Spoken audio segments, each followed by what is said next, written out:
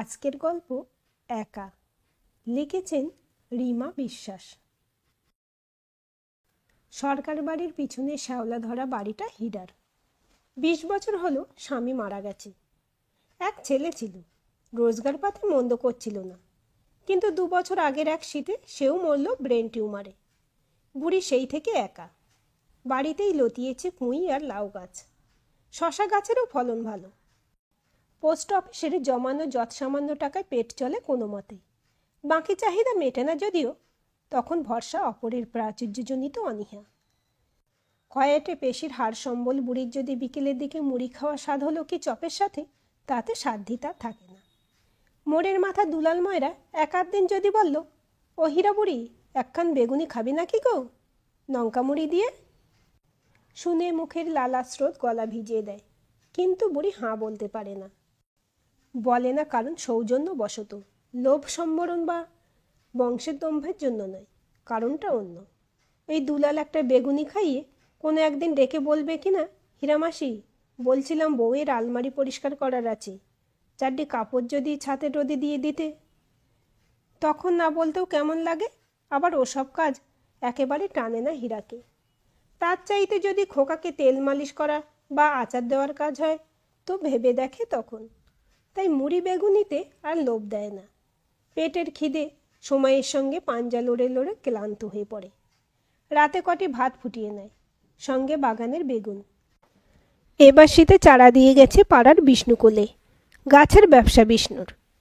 এবার কি মনে করে বলল, মাসি, বেগুন গাছের চারা 4টি রাখো, দেখবে ফলন ভালো হবে। তা ফলন মন্দ হচ্ছে না, একবার কেমন পাতা গুটিয়ে যাচ্ছিল। তা সে কথা ওই বিষ্ণুকে ডেকে বললে ও একটা ওষুধ দিল, 1 লিটার জলে 4 ফোঁটা। তারপর ভালো করে স্নান করাও গাছকে। পোকামাকড় সব ভগবানের ঘরে। তা তাইও হলো বটে, গাছ ফনফনিয়ে বেড়ে বেশ বেগুন ফলিয়েছে।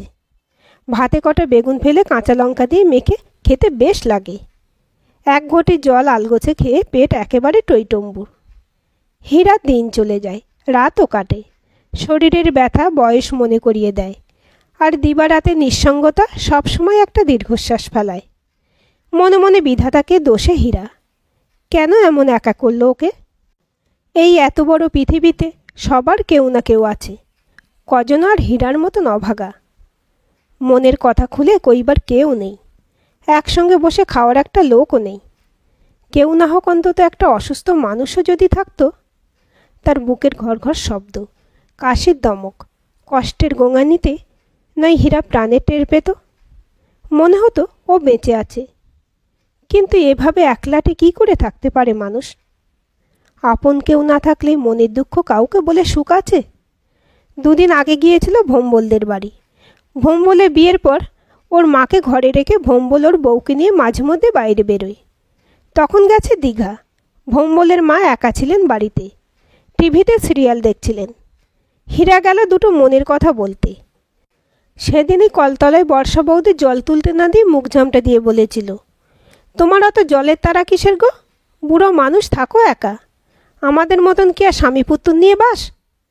চিন্টুর বাপ মাল তুলতে যাবে হাটে, এখনও ভাত চাপানো হয়নি, আর বুড়িকে দেখো কলসি কাঁকে হাজির। মুরুলির বউ তা শুনে মুখ বাঁকিয়ে বলল, তা কানহার প্রেমে রাধা না বড়াই এলো গো? হাসিতে ঢলে পড়েছিল বউগুলো। ছেমড়ি মেয়ে টুলটুলি শুধু বলে, বড়াইটা কে দিদা? মুরুলির বউ বলল, এই হীরা রে, হীরা, ওর ডাকনাম বড়াই। বড় আঁতে লেগেছিল সেদিন। কেউ নাই বলে লোকে হাসির খোরাক বানাবে? বড়াই তো রাধাকৃষ্ণের মাঝের সোপান। তা হীরা হলে তো হীরার বরাত খুলে যেত, তবে কি এঁদো গলিতে হাপিত্তেশ করে মরতে হতো? সেই দুঃখেই মনের জ্বালা মেটাতে এসেছিল ভোম্বলের মার কাছে, কিন্তু কাকে কি শোনাবে? সে তো নিজের দুঃখেই কাতর। তার ছেলে তাকে ফেলে বউ নিয়ে বারে বারে ঘুরতে বেরোতে যায়। এমন কষ্টের জীবনের চাইতে একা থাকা ভালো। চোখের জল কাপড়ের খুঁটে মুছে বললেন, যাবি যা, কিন্তু একবার মার কথাটা ভাববি না? বাপ নেই, মা একা, সেই মাকে আরও একা করবি? আর বউটা হয়েছে সর্বনাশের গোড়া। কি কুমন্তর্যে দেয় আমার ভোম্বলের কানে, যে কি বলি। ছেলে আমার সব সময় রাগে বোম হয়ে আছে, কিছু বলার জো নেই। এখন বউয়ের কথা মধু আর মায়ের কথা কদু মনে হয়। হীরা বলতে যায়, তবু তো তোমার লোক আছে দিদি, এই দুনিয়ায় কেউ তো আপনার আছে। মরার সময় মুখে জল, মুখে আগুন অমন লোকের, মরার সময় আর কে দেখছে কাকে? বেঁচে থাকতে যার কদর নেই, তুই বেশ আছিস। একা থাকার চাইতে সুখ কি আর অন্য কোথাও রে? দূর, এ কথা শুনতে হীরা রাত 8টায় 5 বাড়ি পরে এদের ফ্ল্যাটে 4 তলায় সিঁড়ি চলল। কোথায় মুরলির বউকে গালমন্দ করে মনে ঝাল মেটাবে তা না, তাই রাতের ঘরে নিজের বিছানায় শুয়ে যখন শক্ত তোষকে পিঠ ঠেকতে ঠেকতে মেরুদণ্ডের ব্যথাটা চাগার দেয়, তখন মনে হয় শিবুটা বেঁচে থাকলে ওর বউকে দিত না একটু গরম তেল মালিশ করে পিঠে। শিবু কাজ থেকে ফিরে পায়ের কাছে বসত হীরার, পা টিপে দিতে দিতে বলতো, ওরা কত টাকার বেচা কেনা হলো। বড় বাজারে রাস্তার ধারে গামছা রুমাল বেচত শিবু। বেঁচে থাকলে কি একটা দোকান দিত না? বিক্রি বাটা ভালো হলে হয়তো হীরার জন্য হাতে করে আনতো গরম আমিত্তি। আমিত্তি খেতে বড় মন চায় আজকাল, বরাবরই বড় প্রিয় এই মিষ্টি। গরম আমিত্তি ভাবতেই মুখে রসের স্রোতে ভরে যায়, গলার কাছে আটকে যায় লালা। বুকের ভিতর থেকে একটা ক্ষোভ দীর্ঘশ্বাসের রূপ নিয়ে বেরিয়ে আসে। বড় একা লাগে। ছেলের বউ নয় হতোই মুখরা, নয় ছেলে হতো বউ পাগল। তাতে কি? হীরা জানত দালানে যে খসখস শব্দ তা বউয়ের কাজ করার, বাগানের ধার থেকে যে শিরশির শব্দ তার সঙ্গে রয়েছে শিবু। বোধহয় গাছগুলো বাঁধছে, কিন্তু এখন সব ফাঁকা, কেউ নেই। না হীরাকে কারো প্রয়োজন, না হীরার উপর নির্ভর করার দরকার আছে কারো। হীরা ফাঁকা, ওকে ফাঁকি দিয়েছে কাল। মোটা দীর্ঘশ্বাস বুক চিরে বের হয়। রাতের বাতাসের সনসন শব্দ ফিসফিসিয়ে বলে, একলা থাকা সাজা হয়েছে ওর। কোন জন্মের কুকর্মের ফল, বড় অভিমান জমে বিধাতার উপর। কি এমন করেছিল হীরা যে এমনভাবে তার শোধ তোলা? একলা মানুষ নিজের দেখভালও তো নিজেকেই নিতে হয়। বয়স হয়েছে, কত আর পারা যায়। কদিন ধরে গায়ে হাতে পিঠে বড় ব্যথা, গায়ে হালকা জ্বর। এদিকে মাস ফুরিয়েছে, ঘরে চাল ডাল বাড়ন্ত, নুন পর্যন্ত নেই, টাকাও নেই বাক্সে। মাস গেলে পোস্ট অফিসে সুদের টাকা আসে কিছু, ওতেই তো চলে পেট। তাই তুলতে বেরোনো, বাইরে ঠাঁটা রোদ। হীরার আরও জ্বর জ্বর লাগে, বহু কষ্ট করেই হাঁটছে রৌদ্রে। হঠাৎ কানে এলো একটা মিউ শব্দ। পাশে তাকিয়ে দেখে একটা কালোর উপর সাদা ছোপ ছোপ বেড়াল ছানা। পিছু নিয়েছে হীরার। হীরার তখন তৃষ্ণায় গলা শুকিয়ে আসছে, যদি একটু জল পাওয়া যায়, কেউ যদি পোস্ট অফিস পর্যন্ত একটু পৌঁছে দেয়। আবার মিউ। এছানা এবার হীরার পায়ের কাছে লুটিয়ে পড়ছে, নরম তুলতুলে গরম মাংসপিণ্ড। নিজের এত কষ্টের ভিতরেও এত মায়া হলো যে বুড়ি কোলে তুলে নিল ছানাটাকে। মনে হয় খায়নি বেচারা, তাই এমন মিমিউ করছে। মা মরেছে নাকি? দুপা পিছলে লক্ষ্মীদের বাড়ি। হীরার বাড়ি যেতে যে দোতলা বাড়িটা পড়ে সেইটা। ভাবল তবে ওখানেই থাক না কেন। তাই ছানাটাকে লক্ষ্মীদের বাড়ির বারান্দায় গ্রিলের ভিতরে হাত ঢুকিয়ে ভেতরের পাতা বেঞ্চে রেখে দিল যত্ন করে। আহা, অবলা প্রাণী যদি কুকুরে কিংবা হুলোতে খেয়ে নেয়। এক ফালি রোদ এসে পড়েছে সোনার চাদরের মতন, ছানাটার গায়ে এসে চকচক করছে। ছানাটা আবার ডাকে, মিউ। বুড়ি ঠোঁটে আঙুল দিয়ে ইশারায় চুপ করতে বলে। বলে, দুধ খাবি তো? তোর জন্য টাকা লাগবে না? তাই তো আনতে যাচ্ছিল। চুপ দিয়ে বসে থাক এইখানটায়, এই যাচ্ছি আর আসছি। আর এমন ভালো সংযোগ হলো যে পাড়ার বিষ্ণু যাচ্ছিল গাছ নিয়ে ওর ঠেলা গাড়িতে। হীরাকে দেখে বলল, কি মাসি, কেমন শুকনো দেখাচ্ছে তোমায়? হীরা বললে, কেমন জ্বর জ্বর লাগছে রে বাবা। এদিকে না বেরোলে নয়, আজ মাস পড়ল টাকা তুলতে বেরোতে হলো। একটা চলন্ত অটোকে দাঁড় করিয়ে বিষ্ণু বলল, ওতে যাও মাসি, আমার ভাগনা, পয়সা লাগবে না। বাবা, এ কেমন সুদিন এলো গো। বিষ্ণু গাছ দেওয়ার পর হীরা কটা বেগুন আর নিজের ছড়ানো বীজের লঙ্কা গাছ থেকে খান কতক লঙ্কা দিয়েছিল বিষ্ণুকে। এ কি তবে তারই দান? পোস্ট অফিস থেকে আসার পথে অবশ্য আর অটো পায়নি বুড়ি। শরীরটাও চাঙ্গা লাগছিল বলে আর বেকার টাকা খরচ করে রিক্সা ভাড়া করেনি। আসার পথে বাজার থেকে শুধু নিল সাবু আর দুধ। আজ ওই ফুটিয়ে খাবে। কাল সকালে শরীর দিলে রেশন তুলবে বুড়ি। ভাবনায় আনমনে বুড়ি যখন লক্ষ্মীদের বাড়ি পেরোয় তখন আবার মিহিডাকে ডেকে ওঠে, মিউ। হীরা ঘাড় ঘুরিয়ে দেখে ছানাটা একইভাবে বসে আছে লক্ষ্মীদের গ্রিল ঘেরা বারান্দার ভিতরের ফাঁকা বেঞ্চটাতে। রোদের চাদর নেই এখন। এদের বাড়ি থেকেও বুঝি এখনো বাইরে বেরিয়ে কেউ দেখেনি একে। মনটা কেমন টান টান আনন্দে দুলে উঠল। এ ছানাটা হীরাকে মনে রেখে এইখানে এমন বাধ্য হয়ে বসেছিল। আদুরে গলায় হীরা বলে, তুমি কে গো? আমার আগের জন্মের দোসর বুঝি? তারপর হাত ঢুকিয়ে তুলে নেয় ছানাটাকে। মা মরেছে ছানাটার, হীরার ছেলে মরেছে, ছানাটার মা। কেমন সমব্যথী দুই প্রাণী। এর চাইতে কেউ কি বুঝবে হীরার কষ্ট? তা কষ্টে নয়, বেশ আনন্দেই মাস কটা পেরোলো বুড়ির। মাস কয় গেল, এখন বুড়ি অভিভাবক ছানাটার। নাম রেখেছে শিবনাথ। ছানাটা সে ডাকে সুন্দর সাড়া দেয়। লেজ দুলিয়ে বুড়ির পায়ে পায়ে চলে। পাড়ায় মেছুনি মাছ নিয়ে এলে কাটা ছাটাগুলো শিবনাথের জন্য নিয়ে আসে হীরা। সে মন দিয়ে কামড়ে কামড়ে খায়। দুলাল মায়েরা বলে, তা বুড়ি, তোমরা মায়ে পেয়ে ভালোই আছো। হুলো জুটল, শেষকালে একটা মিনি জুটলে 4টি ছানা দিত, তোমার সংসার বাড়ত। তা ভগবান বুঝেই দিয়েছে বুঝলে। হীরা বলে, সংসার বাড়লে পেটের খরচ বাড়তি না? কে দেত সে খরচ? তোর শ্বশুর? মনে মনে বলে বুড়ি, হেসে কুল পায় না। সেদিন সরকারের নাতনি মুন্নি ওর বাড়ির জানলা দিয়ে দেখে বুড়ি চড়া রোদ্দুরে বিড়াল কোলে বেরিয়েছে। দূর থেকে ডাক দেয় মুন্নি, শুধায়, ও হীরা দিদা, চললে কোথায়? সরকারদের জানলা দিয়ে কথা বলা বলি হয় মাঝে মধ্যে। দরকারের 2টি লঙ্কা কি পাতিলেবু চেয়ে নেয় ওরা। কখনো বাগানের ঘাস থেকে পুজোর জন্য দূর্বা বেছে নিয়ে যায়। মুন্নির মা ওর পুরানো শাড়ি দিয়ে বলে কাঁথা বানিয়ে দিতে। কখনো বুড়ির একতলা নিচু অ্যাসবেস্টারের ছাতে বড়ি শুকুতে দিয়ে যায়। পুজোর সময় বা শীতে ওদের পরা জামা কাপড়ে দিন কেটে যায় হীরার। গেল বা শীতে মুন্নির ঠাকমার গায়ে দেওয়া বালাপোষটা পুরো শীতটা সঙ্গ দিয়েছিল। ওর ঠাকমার মনটা ভালো। পিঠের সময় ফি বছর পুলি পিঠে খেতে ডাকে, আবার জন্মাষ্টমীতে মালপোর তালের বড়া। হীরা পছন্দ করে এদের। ঘাড় ঘুরিয়ে তাকিয়ে ফোকলা দাঁতে হেসে বলে, শিবনাথের দুধ আনতে যাই মানু। মুন্নি বলে, বাইরে যা রোদ, তুমি আমাদের বাড়ি থেকে নিয়ে যাও না। প্রস্তাব মন্দ লাগে না। মাস টাকা যত বাঁচে ততই মঙ্গল। তার উপর শরীরটাও দিচ্ছে না যেন। রাতের বেলায় উঠে বসেছিল, এখন পেচ্ছাপে জ্বালা। জল কম খেয়েছে হবে। তারপরে রোদে হাঁটা, দুধের ডিপো প্রায় মিনিট 10-এর রাস্তা। কিন্তু বুড়ির শরীরে তা মাইল সমান।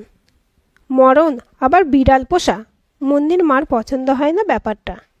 হীরা ভাবে দুধ চাইতে না এলেই হতো, খামোকা টাকা বাঁচাতে এদের কথা শোনা।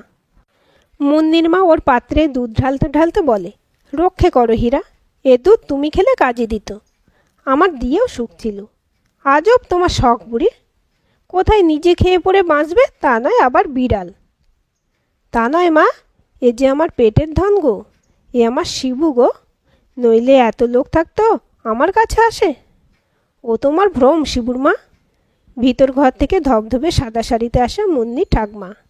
বলে, 84 লক্ষ যোনি পার করে তবে মনুষ্য জন্ম। একবার মানুষে জন্মালে আর পশুপক্ষী হয় না গো, হয় না। হাত নেড়ে বলেন তিনি। তবে গেল জন্মে আমি বেড়াল ছিলাম, এই জন্মে মানুষ হয়েছি, আর আমার ছেলে বেড়ালই হয়ে গেছে। শুনে হাসিতে লুটুপুটি খায় মুন্নি। হীরা ভয় পেয়ে যায়। কি এমন বলল কে জানে।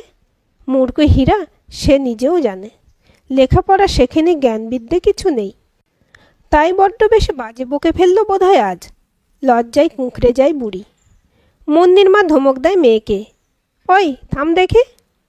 হীরার দিকে ফিরে বলে, এই হুলোর পিছনে যা সময় দিচ্ছ তা নিজের জন্য দিলে কাজে লাগতো। নিজে তো ধুঁকছ, একটা ডাক্তার দেখিয়ে চেক আপ করাও না। শরীরে কি কি রোগ আছে তার একটা হদিশ পাবে। একা মানুষ, দেখার কেউ নেই, নিজে সজাগ থাকবে না? তা নয় বুড়ি বিড়াল নিয়ে মেতেছে। হীরা নিজের মনেই বিড়বিড় করে, আমি বড্ড একা, একা তো তাই। আর হুলোটারও যে কেউ নেই আমি ছাড়া। বুড়ির বড্ড মায়া পড়েছে বিড়ালটায়। নড়ে চড়ে আর বলে, আমার ছেলেই ফিরল। সে লোকে যা বলে বলুক। রোজ রাতে বাতি নিভিয়ে শিবনাথকে বুকের কাছে নিয়ে শোয় হীরা। পরম তৃপ্তি আর নিশ্চিন্তে ঘুম হয়। সকাল হয় চনমনে আমেজে। হীরার কাজ আছে, চিন্তা আছে। হীরার ফাঁকা জায়গায় একটা বিন্দু বসেছে। এখন ভগ্নাংশে জীবন চলবে ভেঙে ভেঙে, শূন্য হয়ে থেমে থাকবে না। আজ রাতেও তেমন তৃপ্তির ঘুম এলো চোখে। শুধু কোমরের কাছ থেকে ব্যথায় শরীরটা যেন অবশ হয়ে আসছিল। শ্বাস বন্ধ মনে হচ্ছিল ঘুমের ঘোরে।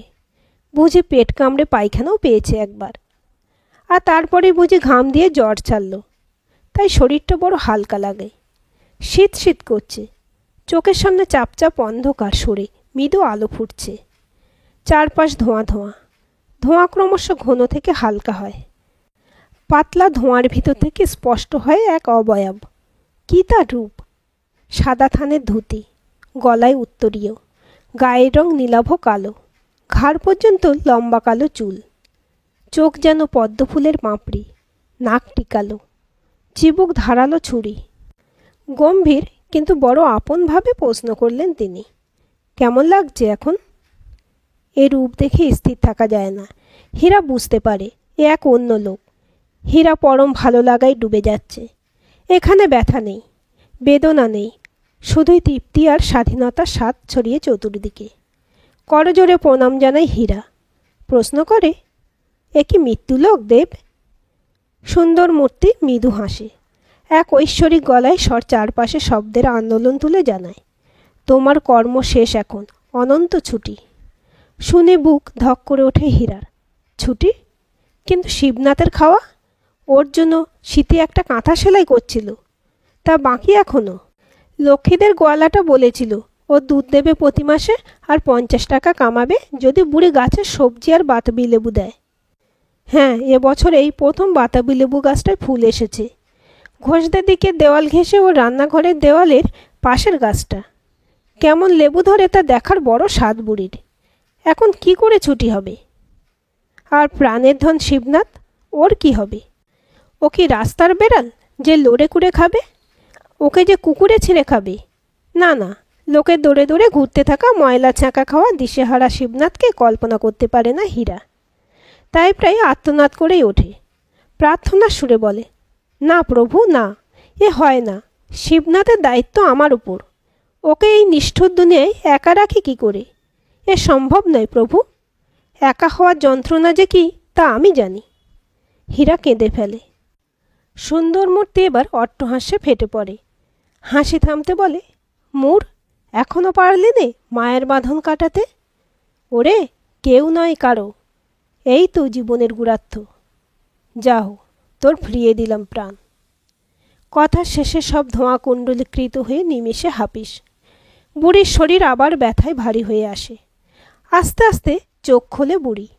আর চোখ খোলার সঙ্গে সঙ্গে খোঁজে শিবনাথকে। বিছানায় থাকে রোজ, আজ নেই। বেলা হয়েছে তাই নেমেছে একলা একলা। অনেকবার বেচারি মিউ মিউ করে ডেকে শেষে কি একা একা বেরোলো। চৌকির তলা ফাঁকা, শূন্য রান্নাঘর, জল ভরা বালতি আর আধখালি কলসির মাঝে শুয়ে থাকে এক একদিন। আজ নেই। বুড়ির হাঁটুতে টান ধরে। পা টেনে টেনে শিবনাথের নাম ধরে ডাকে হীরা। বাগানে এসে খোঁজে চারিধার। বাড়ির পিছন দিকের বাতাবি গাছের তলা, সামনের দিকে পুঁই মাচার নিচে। কখনো কখনো রোদ থেকে বাঁচতে এই ঝোপঝাড়ে এসে ঠান্ডা পেয়ে দিব্যি ঝিমোই শিবনাথ। কিন্তু আজ কোথায় গেল? হীরা ভয়ে উদ্বেগে কেঁদে ফেলে। আপন মনে বলে, হা আমার ছেলে, ওরে আমার শিবু, মাকে ছেড়ে কোথায় গেলি মানিক? আর তখনই গলা পায় সরকার বাড়ির মুন্নির। বড় যত্নে যেন কারোর সঙ্গে কথা কইছে। কান পেতে শোনে এ আওয়াজ লক্ষ্মীদের বাড়ির সামনের রোয়াক থেকে আসছে। মুন্নি কার সঙ্গে ওভাবে কথা কইছে? আশয় আনন্দে হীরা পা টেনে টেনে তাড়াতাড়ি বেরিয়ে আসে বাইরে। দেখে লক্ষ্মীদের বারান্দায় ঘেঁষা রোয়াকে বসে মুন্নি। ওর কোলে শিবনাথ। লেজ নেড়ে দিব্যি মিশে রয়েছে মুন্নির কোলে। মুন্নির পাশে রাখে একটা দুধের বাটি। হীরার চোখের জল শুকিয়ে যায়। মরে যায় সদ্য মাথা চাড়া দেওয়া আনন্দটা। একটা কালো হতাশা ছেয়ে যায় বুকময়। একবেলাতেই ভুলে বসল শেষে। অসার শরীর ফিরে আসে বিছানায়। চোখ বুজে হীরা পড়ে থাকে। সেই ধোঁয়া, ওই মূর্তি সবই অদৃশ্য। তবু বড় একা লাগে। বিষাদ জাগে আবার করে আগের ফাঁকা জায়গায় ফিরে এসে। আজকের এই গল্পটি আপনাদের কেমন লাগলো কমেন্ট করে জানাবেন। ভালো লাগলে অবশ্যই একটা লাইক দেবেন আর চ্যানেলটি সাবস্ক্রাইব করে সাথে থাকবেন।